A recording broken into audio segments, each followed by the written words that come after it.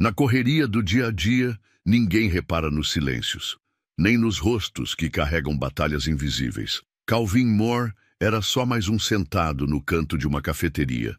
Um homem com um casaco militar antigo, uma xícara de café e o olhar fixo na janela. Mas quando 2 policiais decidiram que ele não pertencia àquele lugar, tudo mudou. Não sabiam que aquele sem-teto tinha histórias que ninguém ali poderia imaginar, e que uma simples ligação transformaria não só o destino deles, mas o de todos ao redor. A cafeteria da esquina da Weta com a Lincoln Avenue, em Denver, era um daqueles lugares que carregam a rotina da cidade. Gente entrando e saindo, copos sendo enchidos, baristas chamando nomes errados no balcão. Para a maioria, era só mais um ponto no meio da pressa. Mas para Calvin Moore, aquele lugar tinha um valor especial. Era o único espaço onde ele ainda conseguia se sentir um pouco humano. Ele entrava ali sempre entre 9 e 10 da manhã. Nunca pedia muito. Um café preto pequeno e às vezes um pedaço de pão com manteiga quando dava. Pagava com moedas contadas, sempre organizadas antes em um saquinho plástico. Cumprimentava todos com um aceno. Sentava no mesmo canto, próximo à janela, e ficava olhando o movimento da rua como quem tentava se lembrar de algo que tinha ficado para trás. Naquela manhã, o frio estava mais cortante do que o normal. Por isso, Calvin vestia seu velho casaco militar verde-oliva, surrado pelo tempo, mas ainda carregando no peito o nome bordado, C. Moore. Era tudo o que lhe restava da sua antiga vida. O casaco era mais do que roupa. Era lembrança, identidade e abrigo. Ele entrou, pediu seu café com um bom dia quase sussurrado e foi para seu canto. Estava com as mãos enluvadas e o olhar cansado. Não parecia diferente de qualquer outra manhã. Mas naquele dia, 2 policiais haviam parado a viatura ali perto. Estavam patrulhando a área após uma denúncia genérica sobre um sujeito estranho rondando estabelecimentos. Eram os oficiais Reed e Jacobs. Reed, mais velho, com 15 anos de corporação, tinha a postura típica de alguém que confunde experiência com autoridade absoluta. Jacobs, mais novo, seguia os passos do parceiro sem questionar. Pelo vidro da cafeteria, os 2 avistaram Calvin. Viram o casaco, viram a barba por fazer, o olhar baixo e o copo de café nas mãos. E tomaram a decisão. "Tá vendo aquilo, Jacobs?" disse Reed, apontando com o queixo. "Esse tipo adora usar roupa militar para ganhar simpatia. Aposto que roubou esse casaco de alguém. Quer entrar lá para averiguar?" respondeu Jacobs, hesitando. "Vamos fazer nosso trabalho." Entraram sem dizer palavra. O som da porta se abrindo chamou a atenção de alguns clientes. O ambiente, antes barulhento com pedidos e conversas, pareceu abaixar o tom assim que os 2 atravessaram o salão em direção a Calvin. "Bom dia, senhor. Podemos falar com você um instante?" disse Reed, já se aproximando da mesa. Calvin ergueu o olhar devagar, com um semblante calmo. Assentiu. "Claro. Esse casaco é seu?" "É. Ganhei quando servi." Jacobs observava o bordado com desconfiança. Reed cruzou os braços. "Serviu onde?" "Oriente Médio. Forças Especiais. De 2003 até 2018. Reed riu. Um riso curto, debochado. "E agora tá aqui, tomando café com moedas?" Calvin manteve a calma. "Agora estou tentando não esquecer quem eu fui." Outros clientes já começavam a perceber o clima estranho. Alguns observavam de longe. O gerente se aproximou discretamente. "Está tudo certo aqui, senhores?" Reed foi direto. "Recebemos uma denúncia. Precisamos confirmar se esse casaco é autêntico e se foi obtido legalmente." "Ele entra aqui há meses", disse o gerente, cauteloso. "Sempre se comporta com educação, paga o que consome, nunca houve problema." "E desde quando?" "Aparência educada garante ficha limpa", retrucou Reed, ignorando o comentário. Jacobs se aproximou e puxou o casaco de Calvin sem permissão, examinando a costura interna. Encontrou uma etiqueta com um número de série e o nome completo: Calvin D. Moore. Ainda assim, não se convenceu. Você pode ter conseguido isso em qualquer lugar. Um brechó, uma doação. Vamos precisar que nos acompanhe. Sem mandado? Perguntou o gerente, agora visivelmente tenso. Ele pode vir por bem ou por mal. Não force a situação. Calvin suspirou. Levou o copo de café à boca pela última vez, bebeu um gole e se levantou com lentidão. Mesmo com a humilhação, manteve a postura. Posso fazer uma ligação antes? Você vai ter tempo para isso na delegacia, respondeu Reed, e puxou as algemas. Os estalos metálicos ecoaram na cafeteria. Clientes observavam em choque. Uma senhora mais idosa murmurou para si mesma. Parece com meu irmão, ele também serviu e foi esquecido por todos. Enquanto era conduzido para fora, Calvin olhou em volta. Ninguém o defendia. Ninguém dizia nada. Mas também não era mais o mesmo olhar vazio de sempre. Havia dúvida, incômodo, vergonha silenciosa no ar. A porta se fechou atrás dele. Do lado de fora, o frio voltou a tocar sua pele. O casaco apertado contra o peito, agora sob os olhos julgadores de dois homens fardados que nunca viveram o que ele viveu. Dentro da viatura, Reed ligou o rádio, como se nada estivesse fora do comum. Mas Jacobs, ao olhar pelo retrovisor e ver Calvin encarando a cidade com tranquilidade, murmurou. E se ele estiver dizendo a verdade? Calvin ouviu, não respondeu. Apenas sorriu com um canto de boca e disse, quando vocês ligarem para confirmar, vão entender tudo. Jacobs franziu a testa, mas ainda não sabia o que o aguardava. Ninguém sabia. A viatura parou em frente à delegacia do Distrito 12, no centro de Denver. Uma construção fria, de concreto envelhecido, onde o cheiro de café velho e papel molhado se misturava ao som abafado de passos e portas se abrindo com estalos. Calvin saiu da viatura sem dizer uma palavra. Seus pulsos ainda estavam marcados pelas algemas, mas sua postura era firme, quase elegante, mesmo sob o peso da humilhação. Reed empurrou a porta e conduziu-o até o interior da recepção, onde alguns agentes circulavam, rindo de piadas internas, atendendo telefonemas, preenchendo relatórios. Temos um detido. Possível uso indevido de vestimenta militar oficial, disse Reed para a agente atrás do balcão. Sem resistência? Nenhuma, mas não tem documentos. Alega ter servido nas forças especiais. Nome, Calvin Moore. A agente digitou o nome no sistema. O rosto dela, que inicialmente carregava a neutralidade de quem repete tarefas há anos, de repente congelou por um segundo. Ela olhou para a tela, depois para Calvin, mas não disse nada. Apenas imprimiu uma ficha e pediu. Levem ele para a sala 3. Aguarde verificação. Reed e Jacobs conduziram Calvin até a sala de triagem. Era pequena, com uma mesa de metal no centro, 2 cadeiras, uma luminária fraca. Não havia janelas. Senta aí, disse Reed, tirando as algemas e jogando-as na mesa com força desnecessária. Calvin se sentou, os pulsos vermelhos, a dignidade intacta. Jacobs, ainda inquieto, sentou-se do outro lado da mesa, com os olhos fixos em Calvin. Você disse que serviu, mas não tem nenhuma identificação, nenhuma prova. Não preciso provar nada a vocês. Só quero o meu direito a uma ligação. Reed riu. Ligação. Acha que está em um filme? Vai ligar para quem, seu advogado imaginário? Calvin o encarou, sem raiva. Vou ligar para o homem que me deve a vida.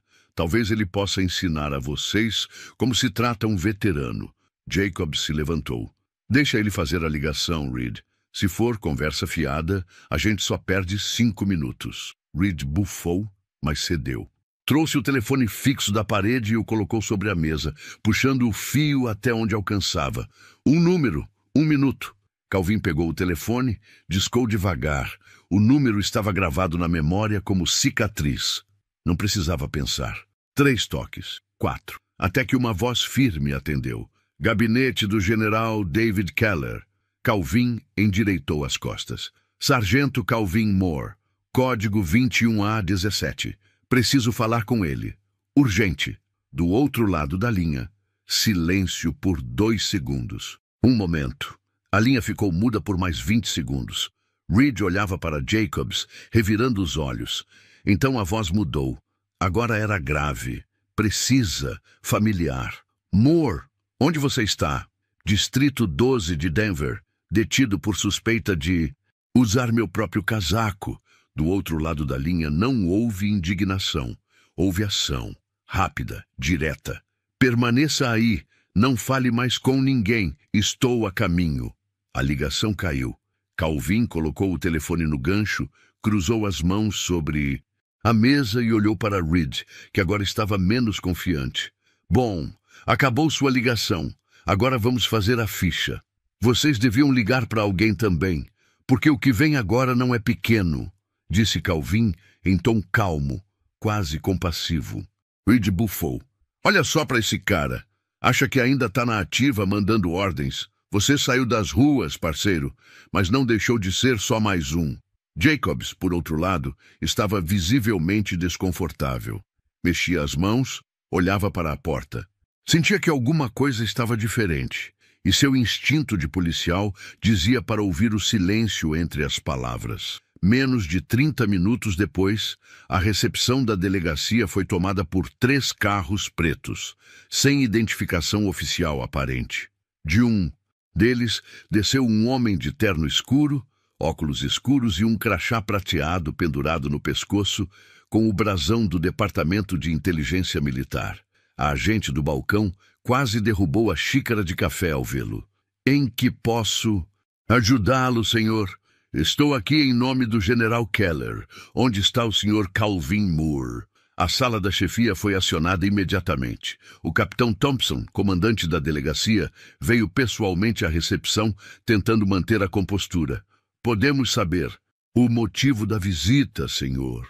Capitão, seu departamento deteve um veterano de guerra altamente condecorado, sem verificação, sem consulta ao Sistema de Reconhecimento Federal de Militares Ativos e Inativos. O General Keller quer um relatório em mãos até o fim do dia. E ele quer o sargento Moore liberado imediatamente, com pedido formal de desculpas da corporação. Thompson gelou.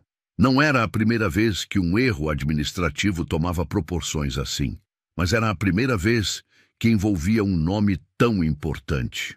Ele mesmo desceu até a sala onde Calvin ainda estava sentado, agora de braços cruzados e olhar calmo. Sargento Moore, disse, chamando-o pela patente, como um pedido de perdão disfarçado. Pode nos acompanhar, por favor? Calvin se levantou, lançou um olhar rápido a Jacobs, que abaixou os olhos. Reed fingia não perceber. Ao sair da sala, sem algemas, sem empurrões, sem pressa, Calvin apenas disse: obrigado por não terem me ouvido, porque agora todo mundo vai ter que escutar.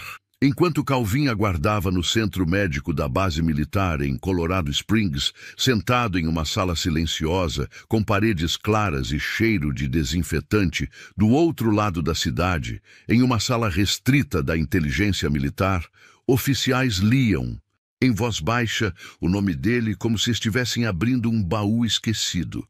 O nome Calvin D. Moore voltava a aparecer nos registros oficiais pela primeira vez em anos, puxado dos arquivos confidenciais com urgência após a ligação feita diretamente ao gabinete do General Keller. Os rostos na sala mudavam à medida que as informações surgiam na tela. Era como folhear as páginas de uma história de guerra que ninguém tinha terminado de contar. Calvin tinha se alistado em 2003, logo após os ataques de 11 de setembro.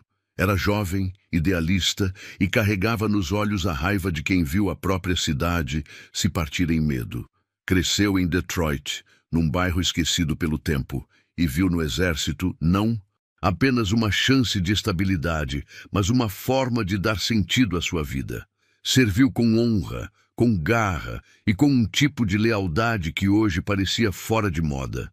As missões vinham uma atrás da outra, cada uma mais arriscada, até que seu nome foi parar nos quadros da Força de Reconhecimento Avançado, um setor de elite que atuava sob o mais absoluto sigilo. Um dos oficiais presentes na análise reconheceu a sigla de uma operação em que Calvin havia participado, Sentry Shield, em Kandahar, em 2011. Uma missão que havia dado errado desde o início, em território hostil, com perda de comunicação e emboscadas coordenadas. Foi nessa missão que ele salvou não apenas seu pelotão, mas o próprio Coronel Keller, arrastando-o por mais de 300 metros sob fogo cruzado, mesmo já ferido. Essa era a história que nunca fora contada fora dos relatórios classificados. E ali, diante daqueles oficiais, ela ganhava contornos humanos. Durante os anos de serviço, Calvin acumulou condecorações que muitos oficiais jamais chegariam a sonhar. Estrela de bronze, coração roxo, medalhas de mérito e reconhecimento estratégico. Mas essas honrarias, que deveriam ter sido sua garantia de respeito pelo resto da vida, se tornaram apenas pedaços de papel esquecidos em uma pasta depois que ele retornou ao país. O retorno foi tudo, menos glorioso. Como tantos outros veteranos, ele voltou para um mundo que não sabia acolher quem vinha partido por dentro. Não houve desfile nem recepção calorosa. Houve apenas o silêncio, os pesadelos e a solidão. O diagnóstico foi rápido: transtorno de estresse pós-traumático. As imagens da guerra não ficavam no passado. Vinham visitá-lo todas as noites, sem pedir licença. Os gritos, os tiros, o sangue, as ordens cortantes, tudo estava ali, mesmo quando ele caminhava pelas ruas de sua cidade tentando retomar a vida. Sem apoio psicológico adequado, recusando rótulos de invalidez, Calvin tentou seguir sozinho. Trabalhou como segurança, entregador, auxiliar de manutenção. Mas a mente não acompanhava. Crises de pânico, surtos de ansiedade, noites sem dormir. Um dia, sofreu um colapso em um supermercado enquanto reabastecia prateleiras. Desmaiou entre os corredores. Foi levado ao hospital, recebeu alta no mesmo dia. Nenhum acompanhamento, nenhum cuidado. Aos poucos a vida foi se esvaziando. Perdeu o emprego, perdeu o contato com a família. Viu o casamento ruir em silêncio. E então, com uma mochila nas costas e o casaco militar ainda como único abrigo, passou a dormir nas ruas. Tornou-se um rosto entre tantos. Um nome que ninguém dizia, uma memória viva da guerra, largada no concreto frio da cidade que ele um dia jurou proteger. E mesmo assim, nunca pediu esmola, nunca perdeu a postura. Ainda mantinha os sapatos alinhados ao lado do corpo quando dormia. O casaco, sempre dobrado com cuidado, antes de ser usado de novo no dia seguinte. Um ritual de respeito a si mesmo, mesmo quando ninguém mais lhe oferecia o mesmo. Naquela manhã em que foi detido, ele não esperava justiça, apenas um café quente e uma hora de paz. Mas a reação dos policiais reacendeu uma parte dele que ainda resistia, a parte que sabia quem era. E sabia que não havia lutado tanto para terminar calado em uma cela, tratado como farsante. De volta à base, depois da verificação dos arquivos e da confirmação de identidade, Calvin foi chamado para uma sala privada. Lá estavam o capitão Lang, responsável pelo centro médico, e 2 oficiais do departamento de veteranos, todos de pé quando ele entrou. Lang o olhou com respeito, não com pena, com respeito. Sargento Moore, eu li cada linha do seu dossiê e, com toda a sinceridade, nós falhamos com o senhor. O sistema inteiro falhou. Calvin se manteve firme, mas não respondeu. Queremos corrigir isso. O senhor tem direito à moradia assistida, atendimento médico completo e pensão militar retroativa. Mas mais do que isso, queremos escutar o senhor, ouvir sua história. E se o senhor aceitar, incluir seu nome em um novo programa de resgate e reintegração para veteranos em situação de rua. Calvin baixou os olhos, respirou fundo. Não queria caridade, não queria medalhas de volta. Queria apenas não ser ignorado. Queria que ninguém mais tivesse que provar como ele que ainda era um ser humano. Ergueu o olhar e respondeu com voz baixa, porém firme. Se eu puder impedir que mais um irmão de farda termine como eu, Então estou dentro. Naquele instante, ele não era só um veterano reintegrado, era o símbolo de uma ferida nacional que finalmente começava a ser tratada. Dentro da delegacia do Distrito 12, o ambiente havia mudado. Não de maneira declarada, não em palavras, mas nos olhares, no silêncio mais longo entre um comentário e outro, na forma como os agentes passavam pelos corredores, desviando o olhar quando cruzavam com Reed e Jacobs. Todos sabiam o que havia acontecido, mesmo que a história não tivesse chegado aos jornais nem viralizado nas redes. Não havia manchetes, não havia escândalo público. Mas dentro da corporação, o nome Calvin Moore agora era um lembrete vivo de um erro que ninguém queria repetir. Os 2 policiais foram oficialmente afastados das ruas. A ordem era clara: funções administrativas apenas, sem contato com o público, sem farda, sem arma. A medida, embora não definitiva, era simbólica. Estavam ali, dentro do sistema, mas fora da ação. Reed reagiu como quem recebe uma afronta pessoal. Resmungava pelos cantos, batia portas com mais força que o necessário e murmurava para os colegas que tudo era exagero, que estavam apenas fazendo o trabalho deles. Mas ninguém respondia. Até mesmo os mais próximos preferiam não se envolver. Jacobs, por outro lado, foi tomado por um silêncio diferente. Passava os dias em uma mesa no fundo do setor de arquivos, organizando pastas antigas, preenchendo formulários obsoletos e evitando o próprio reflexo nos vidros. Ele lembrava dos olhos de Calvin. Não os olhos de um sem-teto revoltado, mas os olhos de alguém que já tinha visto o pior da humanidade e, mesmo assim, se mantinha de pé. A imagem dele algemado, dizendo com serenidade que tudo mudaria com uma ligação, não saía da cabeça de Jacobs. No fundo, ele sabia, desde o início, havia algo naquele homem que não combinava com a sujeira da rua, nem com o julgamento apressado que ele e Reed fizeram. O Departamento de Conduta e Ética Interna abriu uma sindicância silenciosa.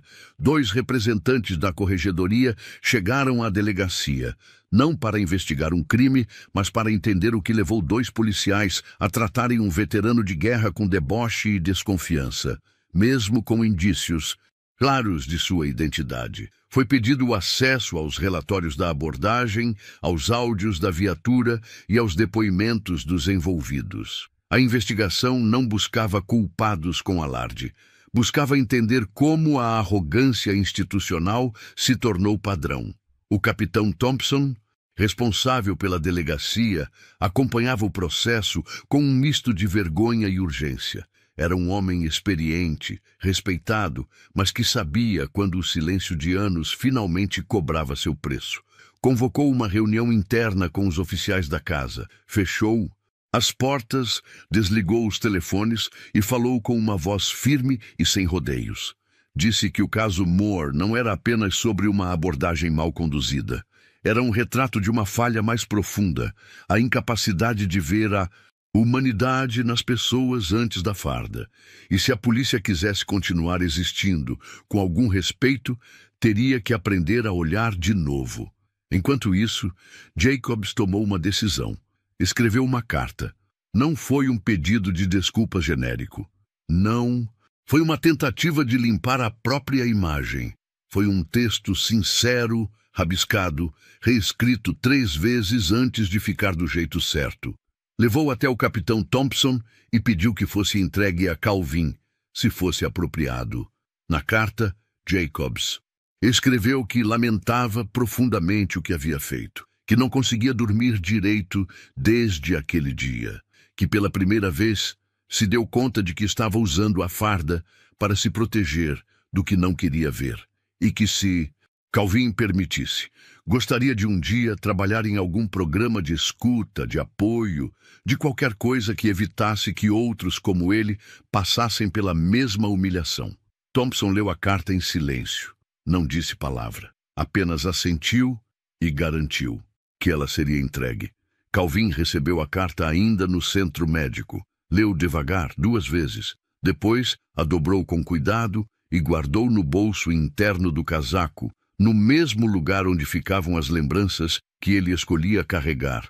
Não fez comentário. Apenas olhou pela janela e pensou que, se aquele jovem estava disposto a aprender, então talvez alguma coisa ainda pudesse mudar. Já Reed se recusava a reconhecer qualquer erro. Quando foi chamado para uma entrevista com os avaliadores da corregedoria, sustentou que seguiu o protocolo. Disse que a situação era suspeita, que o uso de vestimenta militar por civis sem identificação era passível de verificação. Repetia os termos técnicos como quem se agarrava a eles para não admitir que havia julgado alguém pela aparência. Mas os investigadores não se impressionaram. Um deles, veterano aposentado, perguntou a Reed se ele sabia como era dormir na rua mesmo depois de ter salvado vidas por seu país. Reed não soube responder. Ao final do processo, Jacobs recebeu recomendação para ser reintegrado ao patrulhamento em estágio supervisionado, com acompanhamento psicológico e participação obrigatória em programas de empatia e abordagem humanizada. Reed foi colocado em licença disciplinar por tempo indeterminado. O sistema não gritou sua culpa, mas também não a esqueceu. Dias depois, o capitão Thompson fixou um quadro de madeira no saguão central da delegacia. Nele, uma única frase gravada em baixo relevo: a dignidade não se mede pela aparência. Se reconhece no silêncio de quem já viu a guerra. Nenhum nome foi citado, mas todos sabiam de quem falava. A justiça feita a Calvin não foi uma vingança. Não veio com gritos, nem com câmeras. Foi lenta, silenciosa e poderosa. Do tipo que transforma por dentro. Do tipo que recoloca as peças no lugar, mesmo quando ninguém está olhando. No quarto simples da ala médica da base militar, o tempo parecia se mover diferente. Não havia barulho de trânsito, nem passos apressados, nem o olhar de julgamento que Calvin havia aprendido a suportar nas ruas. Ali, o silêncio era outro. Era o tipo de silêncio que curava. Havia uma jarra de água limpa na mesa de cabeceira, roupas dobradas com cuidado em uma cadeira e uma pequena planta em um vaso de plástico ao lado da janela. Nada disso era luxo, mas tudo ali tinha o que ele não via há anos: cuidado. Calvin dormia melhor. Pouco a pouco, as noites deixavam de ser guerra. Ainda acordava suando, vez ou outra, com o coração acelerado, mas não estava mais sozinho quando isso acontecia. A enfermeira Margaret, que o atendia quase todos os dias, já sabia quando o silêncio dele significava dor. Trazia chá quente, sentava por 5 minutos ao lado da cama e dizia com voz baixa que ele podia respirar devagar. E ele respirava. Enquanto isso, do lado de fora daquele quarto, o nome Calvin Moore circulava de sala em sala, gabinete em gabinete, não como uma celebridade, mas como um alerta e também um espelho. Representantes do Departamento de Assuntos de Veteranos, do Alto Comando Militar e de Centros de Reintegração passaram a se reunir em sigilo, revendo protocolos, discutindo lacunas e confrontando a mesma pergunta incômoda. Como um homem condecorado, com histórico exemplar, havia sido esquecido por tantos anos a ponto de ser algemado por usar o próprio casaco. Não houve coletiva de imprensa, nem campanha de marketing, mas houve ação. Foi criado um núcleo emergencial dentro da Divisão de Reintegração Nacional, com foco exclusivo em localizar veteranos desaparecidos do sistema. Não se tratava apenas de burocracia, era pessoal. O nome do projeto foi batizado em silêncio, em uma sala de reuniões, sem fotógrafos. Programa Moore. Em homenagem a quem não pediu homenagem, mas forçou o sistema a enxergar. Calvin soube disso por uma assistente que veio acompanhá-lo em uma das consultas. Ela disse que um grupo de veteranos da base começaria a fazer visitas em abrigos, estações e pontos de rua. Iriam levar documentos, escutar histórias e garantir que ninguém mais caísse no mesmo buraco invisível. Perguntou a ele se gostaria de participar, como conselheiro. Ele hesitou. Tocou no próprio casaco, ainda com o bordado Seymour no peito. Respirou fundo e respondeu que sim, não por vaidade, mas porque sabia que ainda havia muitos como ele, silenciosos, sentados em bancos de praça, esperando que alguém os reconhecesse sem precisar mostrar uma medalha. Poucos dias depois, o coronel responsável pela base o recebeu em uma sala discreta. Estava com uma pasta preta sobre a mesa, um café forte em uma caneca de aço e um semblante respeitoso. Disse a Calvin que os policiais envolvidos no caso haviam sido avaliados, que medidas internas estavam em andamento e que a carta de desculpas enviada por Jacobs havia sido recebida com respeito. Perguntou se ele queria formalizar uma denúncia, abrir processo, buscar reparação civil. Calvin respondeu, com a voz calma de sempre. Não queria indenização, não queria vingança, queria mudança. Queria que cada policial do país aprendesse a enxergar antes de julgar, que cada agente entendesse que nem todo homem ferido é um problema. Às vezes, é só alguém tentando sobreviver em silêncio. O coronel assentiu. Disse que os treinamentos internos já estavam sendo atualizados, que a frase dita por Calvin durante a conversa, a dignidade não grita, ela se carrega, havia sido transformada em material de formação, que em breve outros nomes como o dele também seriam lembrados. Na base, Calvin passou a andar com mais liberdade. Conversava com jovens soldados, contava histórias de combate, dava conselhos sobre disciplina, postura, respeito. Não falava muito sobre o que sofreu depois da guerra. Preferia deixar que entendessem por entre as entrelinhas. Os que tinham sensibilidade percebiam. Durante as conversas nunca dizia que morou na rua. Nunca dizia que foi algemado. Mas sempre terminava com a mesma frase, olhando nos olhos de quem o ouvia. Se um dia você cruzar com alguém que parece ter perdido tudo, lembre que talvez ele só tenha perdido o olhar de alguém como você. Nas reuniões internas do Exército, era tratado como veterano ativo. Recebeu os benefícios atrasados, um novo documento militar e uma carta assinada pessoalmente por Keller, agradecendo novamente pela vida salva em Kandahar.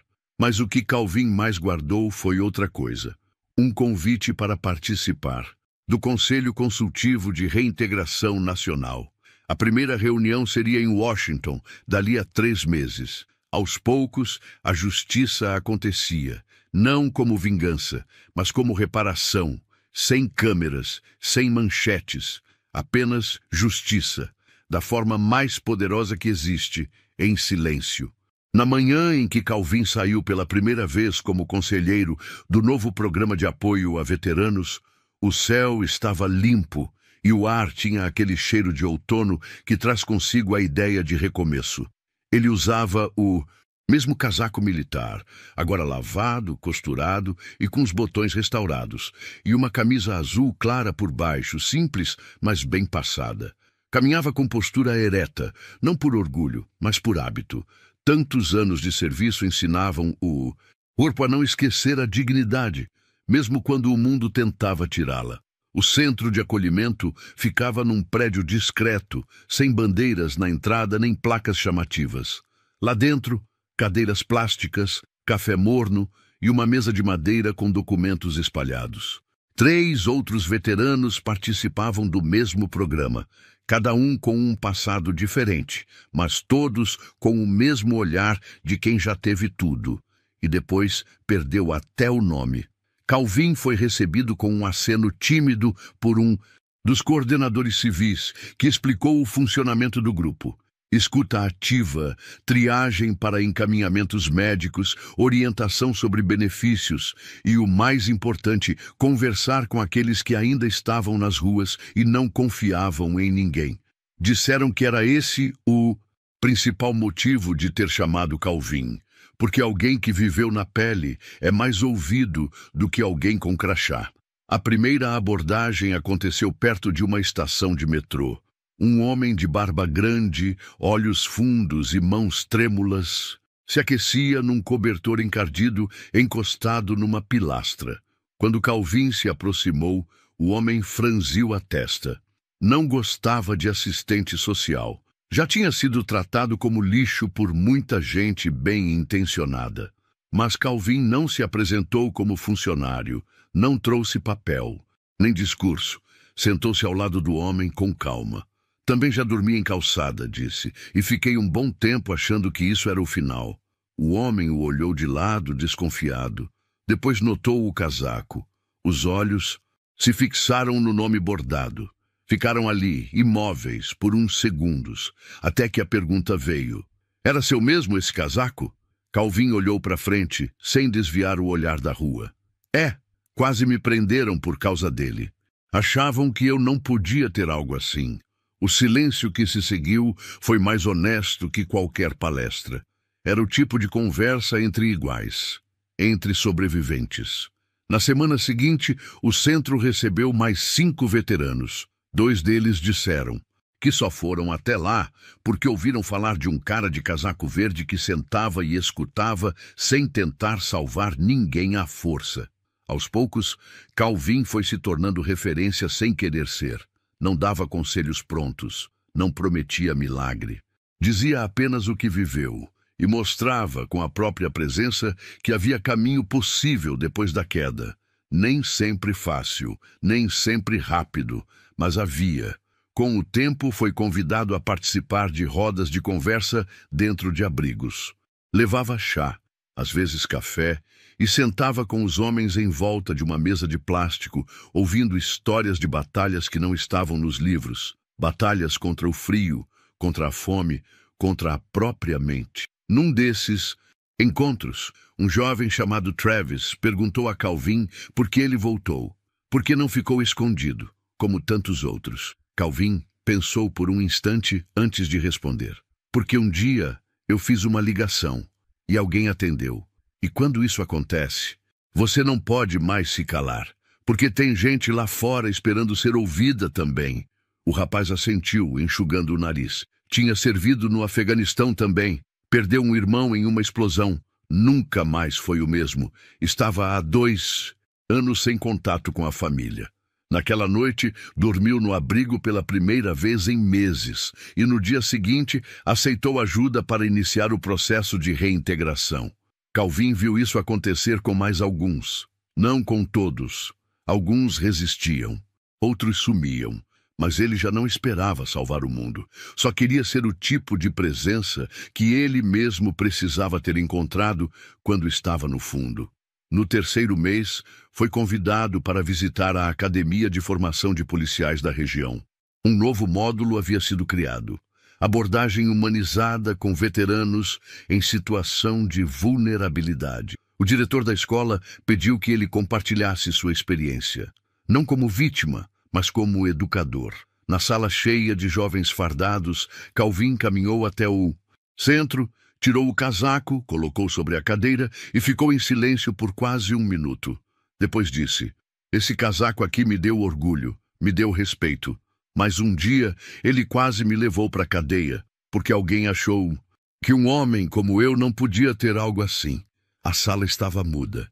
Eu não estou aqui para pedir desculpas, nem para dizer que todo policial é inimigo.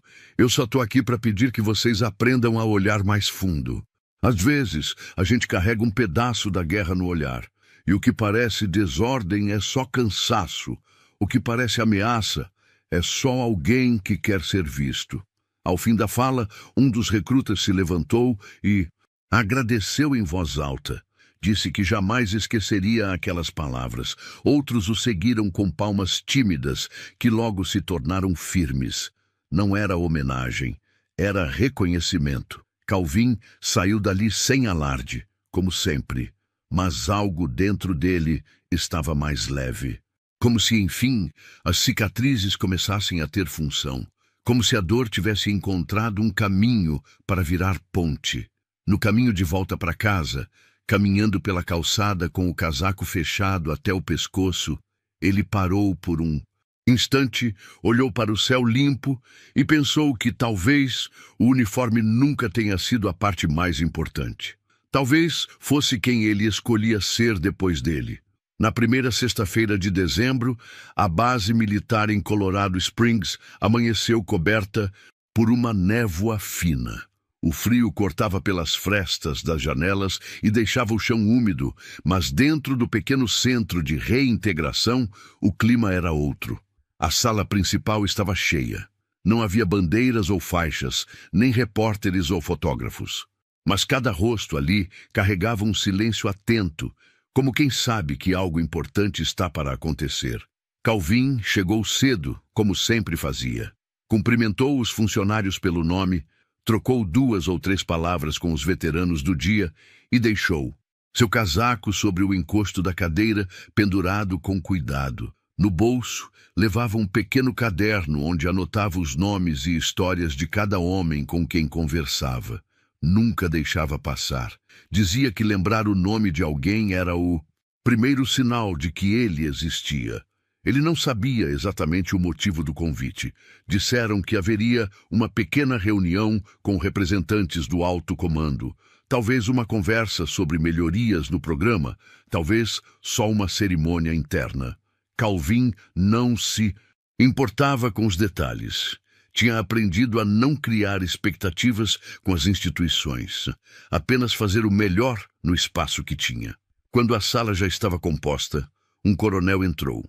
Era o mesmo homem que havia coordenado o início do programa Moore. Tinha postura firme, mas olhos gentis. Trazia consigo uma pequena caixa de madeira escura e uma folha dobrada. Pediu licença, colocou a caixa sobre a mesa e olhou para Calvin. Sr. Moore, pedi que todos estivessem aqui hoje porque há algo que precisa ser feito. Algo que foi esquecido por tempo demais. Calvin ajeitou a postura confuso. Não estava acostumado a ser chamado para o centro de uma sala, muito menos para ser o centro de alguma coisa. O coronel continuou. Há exatos 10 anos, durante a Operação Sentry Shield, o senhor executou uma ação que salvou 9 vidas, inclusive a do então coronel David Keller. A recomendação para a condecoração foi aprovada, mas por motivos burocráticos, nunca chegou até o senhor. Calvin olhou para a caixa sobre a mesa. Seu rosto não demonstrou surpresa, mas seus olhos baixaram por um segundo. Aquele momento tinha o peso de uma década de silêncio. Hoje, Sr. Moore, corrigimos esse erro. O coronel abriu a caixa e retirou uma medalha cuidadosamente posicionada em um suporte de veludo. Era uma estrela de bronze, a mesma que já aparecia no papel, mas que ele nunca havia tocado com as próprias mãos. Sem discurso ensaiado, o Seaton, coronel apenas estendeu a medalha. Em nome do Exército dos Estados Unidos e com profundo respeito, obrigado pelo seu serviço e por sua paciência com um país que demora a reconhecer seus heróis. Calvin se levantou, caminhou até a frente da sala com passos lentos. Não havia música, não havia flashes, apenas silêncio. Ele segurou a medalha com as 2 mãos, observou-a por alguns segundos e assentiu com a cabeça. Obrigado, senhor. Mas, se me permite, quero deixar essa medalha aqui, no centro. O coronel franziu a testa, curioso. Por que isso, sargento? Porque ela não representa só o que eu fiz, representa todo mundo que passou por isso e não teve nem chance de pedir ajuda. Eu só consegui fazer uma ligação. Muitos nem isso conseguem. Quero que, quando alguém novo entrar aqui, veja essa medalha e saiba que a história dele também pode continuar. A sala ficou em silêncio absoluto. Não era uma fala de efeito.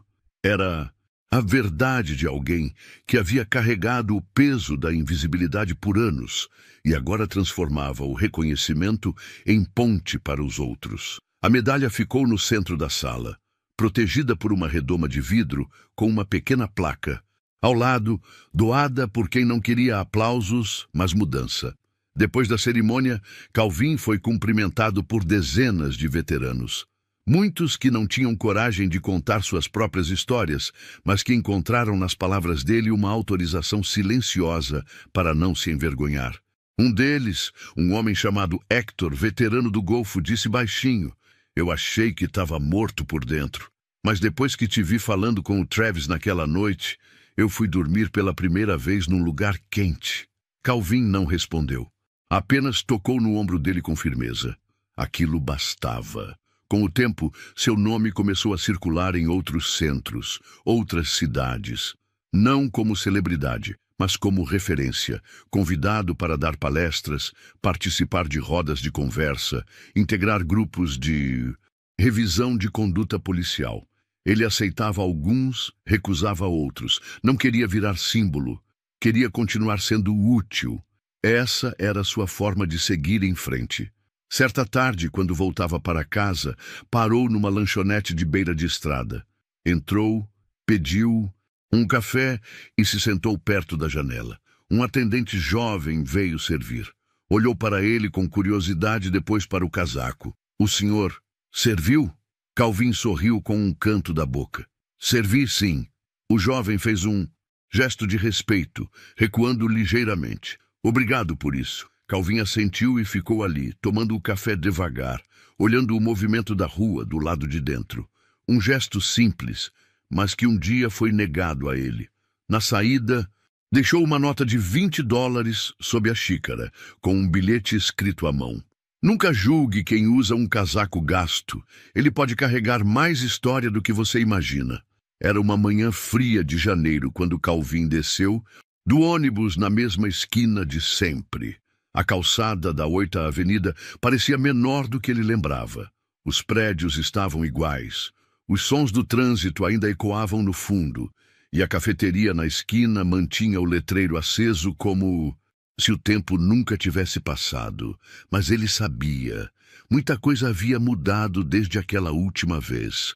O casaco verde-oliva ainda o acompanhava. Agora limpo, restaurado, com as costuras reforçadas e o bordado Seymour brilhando discretamente no peito. Era o mesmo de antes, mas carregava uma nova camada de significado. Não era mais apenas símbolo de sobrevivência, era prova de que ele ainda estava aqui. Calvin empurrou a porta da cafeteria com cuidado. O sininho acima dela soou como antes, e o cheiro de café fresco o envolveu com uma força quase nostálgica. Era o mesmo cheiro daquele dia em que fora abordado injustamente. Mas agora, ele não era mais o mesmo homem que saíra algemado dali. O lugar estava levemente mais movimentado. Pessoas sentadas em mesas, concentradas em telas, copos nas mãos, fones nos ouvidos. Ninguém o notou de imediato. Ele caminhou até o balcão com passos firmes, tirou a carteira e pediu. Um café pequeno, por favor. Sem açúcar. O atendente, um jovem novo, pegou o copo de papel, serviu a bebida e, quando olhou para Calvin, pareceu hesitar por um segundo. Seus olhos passaram pelo casaco, pelo rosto, e então ele perguntou com voz baixa. O senhor já veio aqui antes, não? Calvin sorriu. Já. Uma vez não fui bem tratado. O jovem mordeu o lábio inferior sem saber o que dizer. Apenas ofereceu o café com um gesto respeitoso e não cobrou. É por conta da casa. Calvin agradeceu com um aceno e se dirigiu para o canto da cafeteria, para a mesma mesa onde costumava sentar. Estava vaga, como se estivesse esperando por ele. Sentou-se com calma, colocou o copo sobre a mesa e observou a rua pela janela. O fluxo de pessoas, os carros, a pressa. Era tudo igual, mas ele sentia diferente. Pela primeira vez, não carregava o peso da invisibilidade. Ele não precisava mais provar nada para ninguém. Do outro lado do balcão, o gerente do local o viu. Congelou por um instante. Reconheceu de imediato. O homem que, meses atrás, havia sido retirado dali como um criminoso por usar o próprio casaco. Engoliu seco, respirou fundo, saiu de trás do balcão e caminhou até ele. Parou diante da mesa. Calvin ergueu os olhos, reconheceu o rosto. O tempo tinha passado, mas o olhar era o mesmo. Senhor Moore, certo? Sim. O gerente se mexeu sem saber bem o que dizer. As palavras pareciam maiores que a boca. Eu me lembro daquele dia. Eu estava aqui. Eu não fiz nada. E isso me persegue desde então. Calvin não respondeu de imediato. Pegou o copo, tomou um gole de café, esperou. Depois disse: eu também me lembro. Lembro que ninguém disse nada, nem você. Mas eu também sei que o medo às vezes paralisa e que o silêncio cobra caro. O gerente olhou ao redor, como se buscasse apoio nas paredes. O senhor me perdoa? Calvin o encarou. Havia ali, naquele pedido, algo que ele não ouvia com frequência. Não era apenas culpa, era desejo sincero de reparar. Ele assentiu com um leve gesto de cabeça. Eu não guardei raiva, guardei memória. E usei ela para construir outra coisa. Isso sim, ninguém pode tirar da gente. O gerente respirou aliviado. Parecia mais leve. Pediu licença e voltou ao balcão. Não havia plateia, nenhum aplauso, nenhum registro. Mas naquele pequeno gesto havia mais significado do que 1000 pedidos públicos. Calvin terminou o café devagar. Observou o movimento por alguns minutos. O mundo andava. E ele também. Na saída, passou pelo balcão, deixou uma nota de 20 dobrada ao lado da xícara vazia e disse ao atendente: pode usar isso para pagar o próximo veterano que entrar aqui e diga que foi alguém que entende. O jovem sorriu. Era novo demais para entender o peso exato daquelas palavras, mas sentiu que devia guardá-las. Calvin saiu da cafeteria e caminhou até o ponto de ônibus. Esperaria pouco, mas o tempo já não o incomodava. Sentou-se no banco de metal, ajeitou o casaco e olhou o céu. Respirou fundo. Pensou em tudo o que viveu, em tudo o que perdeu e no que reconstruiu com silêncio, paciência e coragem. Ele nunca buscou vingança, nunca quis ser notícia. Queria apenas ser reconhecido como homem, como cidadão, como alguém que serviu e caiu, mas se levantou. E naquele instante, sentado sozinho na calçada fria, ele soube que tinha conseguido. Os meses passaram como passa o vento frio de março, discretos, consistentes, mudando tudo sem fazer alarde. Calvin continuava sua rotina, simples entre o centro de reintegração, as visitas aos abrigos e sua pequena casa nos arredores de Colorado Springs. O casaco verde, símbolo de tudo o que ele viveu, agora pendia no hall de entrada, respeitado como parte da casa, mas já não grudado ao corpo como antes. Ele não precisava mais provar nada. No centro, as cadeiras começaram a se encher mais rápido. Veteranos que antes desconfiavam de qualquer ajuda passaram a aparecer com mais frequência. Alguns vinham apenas pelo café, outros por curiosidade, mas a maioria vinha porque alguém lhes disse que ali havia um homem que sabia escutar de verdade. Não havia cartazes com sua foto, nem folders com sua história. Mas em cada canto do centro, em cada conversa sussurrada entre um acolhido e outro, o nome dele circulava como uma espécie de segredo compartilhado. O Moore. Diziam que ele não fazia perguntas que machucavam, que ele ouvia até o fim, e que, quando falava, não usava frases prontas, falava com verdade. Os atendentes do programa começaram a notar algo curioso. Quando Calvin estava presente, a tensão nos ambientes diminuía. Mesmo os mais fechados se acalmavam. Não era carisma, era presença. Ele não precisava comandar para liderar. E isso era mais poderoso do que qualquer farda. Em uma manhã nublada, um jovem chamado Miguel apareceu pela primeira vez no centro. Era calado, olhar desconfiado, com o corpo sempre curvado, como quem carrega o mundo nos ombros. Tinha servido por pouco tempo, mas o que viu e viveu fora suficiente para quebrá-lo por dentro. Passou 2 anos nas ruas. Não falava com ninguém. No primeiro encontro com Calvin, ficou em silêncio. Nos 10 minutos seguintes, também. No segundo, dia, apenas respondeu com sim e não. Foi no 8º dia que do nada começou a falar. Contou tudo de uma vez, como quem precisava vomitar a dor. Ao fim, com os olhos vermelhos, perguntou: por que o senhor escuta? Sem me interromper, sem tentar consertar. Calvin demorou a responder: porque quando eu precisei, ninguém escutou. E sobreviver só fez sentido quando eu entendi que podia ser o ouvido que faltou para mim. Miguel passou a frequentar o centro. Um mês depois, se ofereceu para ser voluntário na organização dos arquivos. 2 meses depois, se candidatou para uma vaga no programa oficial. Hoje, ajuda outros que chegam calados como ele. O efeito Calvin não se limitava aos centros de apoio. Na delegacia do Distrito 12, onde tudo havia começado, o nome dele foi incorporado a um protocolo interno. Um pequeno manual distribuído aos novatos trazia um capítulo chamado Caso Moore, com orientações claras sobre como abordar indivíduos em situação de rua, principalmente aqueles com indícios de histórico militar. O conteúdo era discreto, técnico, mas carregava a essência do que aconteceu. Respeitar antes de suspeitar, escutar antes de interrogar. Jacobs, o jovem policial, foi reintegrado com restrições. Participava ativamente das formações internas e, por iniciativa própria, passou a dar aulas sobre abordagem humanizada. Em uma dessas aulas, contou a história de Calvin para os recrutas. Eu algemei um homem que salvou mais vidas do que eu posso contar. E mesmo assim, ele não me tratou como inimigo. Ele me ensinou com o silêncio. Alguns riram desconfortáveis. Outros se emocionaram. Mas ninguém saiu dali indiferente. Enquanto isso, Calvin recusava convites para dar entrevistas. 2 produtoras procuraram o centro pedindo autorização para fazer um documentário sobre ele. Ele recusou ambas.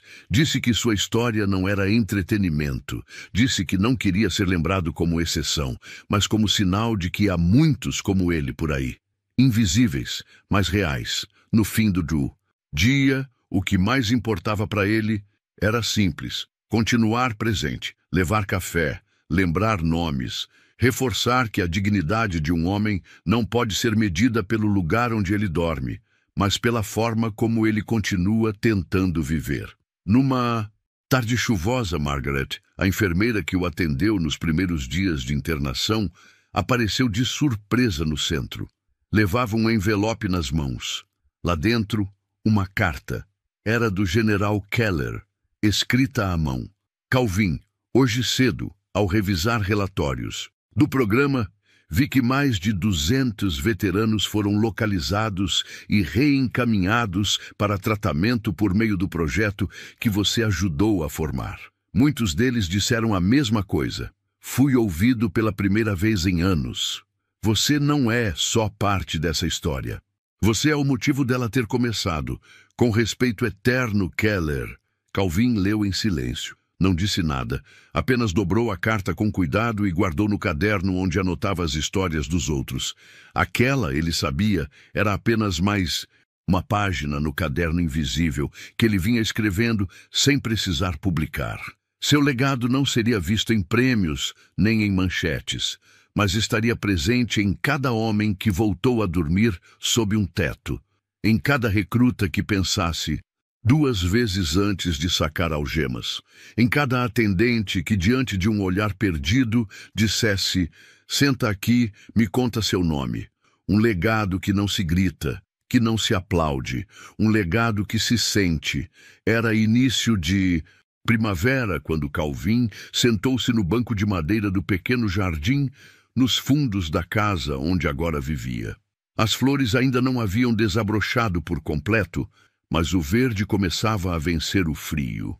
O som dos pássaros era suave, e a luz do sol tocava seu rosto com delicadeza. Ali, no silêncio daquele quintal simples, ele sentia que, enfim, podia respirar sem o peso do passado pressionando os pulmões. O casaco verde-oliva estava pendurado dentro de casa, dobrado com cuidado em um suporte de parede que ele mesmo instalou. Não precisava mais usá-lo todos os dias. Já não era escudo, nem prova. Agora era memória. E lembrança, quando respeitada, não dói. Ensina. Desde a última visita à cafeteria, onde tudo começou, Calvin continuava sua rotina com tranquilidade. Seguia no centro de acolhimento, mas agora como mentor de novos conselheiros. Passava mais tempo treinando pessoas do que atendendo diretamente. não por cansaço, mas porque entendeu que sua história precisava gerar continuidade. Isso se fazia multiplicando escuta, não centralizando aplausos. Certa tarde, um grupo de novos voluntários perguntou a ele o que mais desejava, agora que sua vida estava em paz. Pensaram que ouviriam uma resposta simples. Uma viagem, talvez. Ou reencontrar a família. Mas ele demorou a responder. Cruzou os braços sobre o peito, olhou para o chão de terra batida do jardim e disse: que ninguém precise viver o que eu vivi para ser tratado como humano. O silêncio tomou conta da sala. Era isso, era só isso, mas era tudo. Algumas semanas depois, Calvin recebeu uma carta do próprio gabinete do Exército. Um convite formal para participar de um painel nacional sobre políticas públicas para veteranos, em situação de rua. Ele sorriu ao ler. Não era do tipo que gostava de holofotes, mas respondeu com um sim. Alguém tem que estar lá e dizer a verdade sem florear, disse ao coordenador do centro. E se eu puder ser essa voz, então ainda tenho trabalho a fazer. Foi até Washington, em silêncio, acompanhado por um oficial de transporte. A reunião aconteceu em uma sala oval simples, com representantes civis e militares, legisladores e gestores. Quando chegou sua vez de falar, não usou slides, nem discursos decorados. Disse apenas o que viveu. E como uma simples ligação, feita de uma sala fria, com algemas no pulso, mudou não só o destino dele, mas de centenas de outros esquecidos. Não pediu mais verba, pediu mais humanidade. Foi ouvido e voltou para casa no dia seguinte, como sempre. Discreto, em paz. Nos últimos dias de abril, Calvin passou a acordar mais cedo. Ia ao mercado, comprar pão fresco, cumprimentava os vizinhos pelo nome, varria a calçada da frente e, às vezes, ajudava o idoso da casa ao lado com os sacos de lixo. Nada grandioso, apenas vida. E para alguém como ele, viver com calma. Era a maior conquista. Em uma tarde comum, ao passar por um ponto de ônibus, viu um homem sentado no chão, com um cobertor sobre os ombros e um olhar vazio. Era um rosto novo, alguém que ainda estava preso no silêncio do abandono. Calvin se aproximou, se agachou ao lado e perguntou: "Já tomou café hoje?" O homem negou com a cabeça. Calvin tirou uma garrafinha térmica da mochila e serviu num copo descartável. Sentou-se ao lado e ficou ali. Sem perguntas, apenas presença, porque ele sabia como aquilo começava. Sabia que antes de tirar alguém da rua, é preciso tirar a rua de dentro dele. E isso só se faz com tempo, com respeito, com escuta. De volta à casa, antes de dormir, Calvin sentou-se na varanda. Observou o céu, agora limpo. Respirou fundo e pensou em tudo o que havia vivido, da guerra ao abandono, da calçada à cafeteria, da humilhação à justiça. E agora, o silêncio. Que o envolvia era outro. Não era o silêncio do esquecimento, era o silêncio da paz merecida. Ele fechou os olhos e por um segundo ouviu vozes antigas, gritos de combate, estalos de tiro, chamados por rádio. Mas dessa vez, eles não o assustaram, apenas passaram, como quem se despede. Na manhã seguinte foi ao centro como sempre. Cumprimentou os colegas, organizou os nomes das triagens do dia e tomou seu café, sentado no mesmo canto de sempre. Mas havia algo diferente no ar. Todos sabiam. Aquela história estava chegando ao fim, mas não era um fim triste. Era um encerramento digno. Calvin não precisava mais estar ali todos os dias. Ele havia deixado sua marca. E agora, outros sabiam como continuar. Antes de sair, deixou um envelope na recepção, endereçado aos futuros conselheiros. Dentro havia uma única folha, com uma frase escrita à mão. Se você ouvir com o coração, eles vão saber que podem voltar para casa. E assinava apenas com Moore. O tempo passou e Calvin seguiu sua vida, agora anônima outra vez. Mas seu nome ainda ecoava nos corredores dos centros, nas delegacias reformuladas, nas academias de policiais e principalmente nos cafés quentes servidos com respeito. Ele não virou manchete. Não deu entrevista, mas transformou o mundo de quem mais precisava. E talvez, no fundo, essa seja a verdadeira definição de herói. Essa é a história de Calvin Moore, um homem esquecido pelas ruas, julgado por um uniforme, mas lembrado como símbolo de humanidade, dignidade e transformação. Agora eu te pergunto, você já julgou alguém pela aparência, sem imaginar o que ele poderia estar carregando por dentro?